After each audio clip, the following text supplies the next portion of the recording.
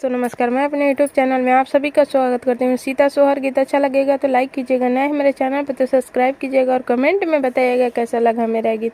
Please आप लोग support ज़रूर कीजिएगा मुझे।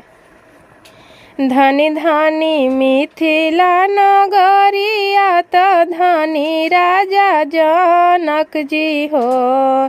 धनी धनी मिथिला नगरिया त धनी राजा जनक जी हो।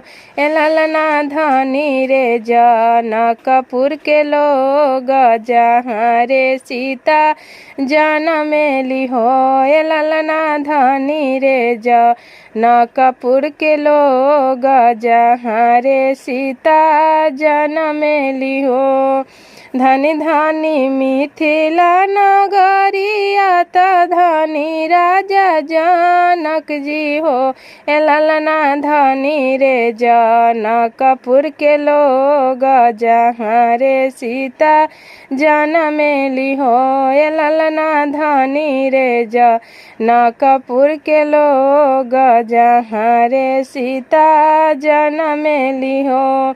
जन्मी है सीता सुख दैया दुख के हरैया नु हो। जन्मी है सीता सुख दैया दुख के हरैया नु हो। ललना हर से लोग लोगैया जहाँ रे सीता जनमेली हो।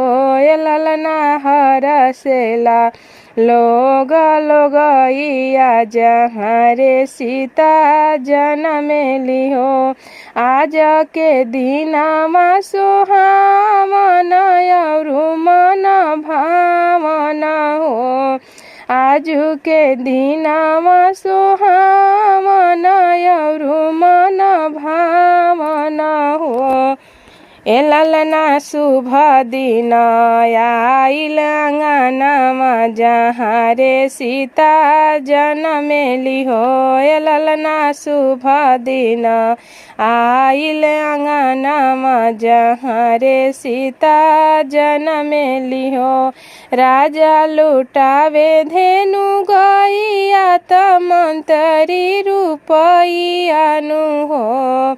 राजा लुटावे धेनु गैया त मंत्री रूपैया नु हो।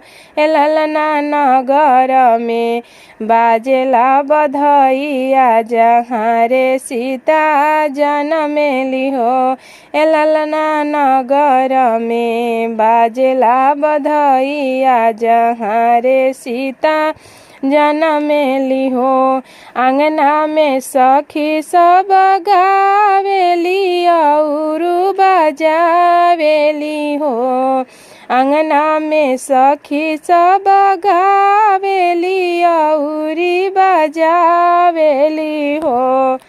ललना पंडित जी भेद उचारे जहाँ रे सीता जनमेली हो। ललना पंडित जी भेद उचारे जहाँ रे सीता जनमेली हो। धनी धनी मिथिला नगरिया त धनी राजा जनक जी हो। धनी धनी मिथिला नगरिया त धनी राजा जनक जी हो। ललना धनी रे जनकपुर के लोग जहाँ रे सीता जनमेली हो। ललना धनी रे जनकपुर के लोग जहाँ रे सीता जनमेली हो।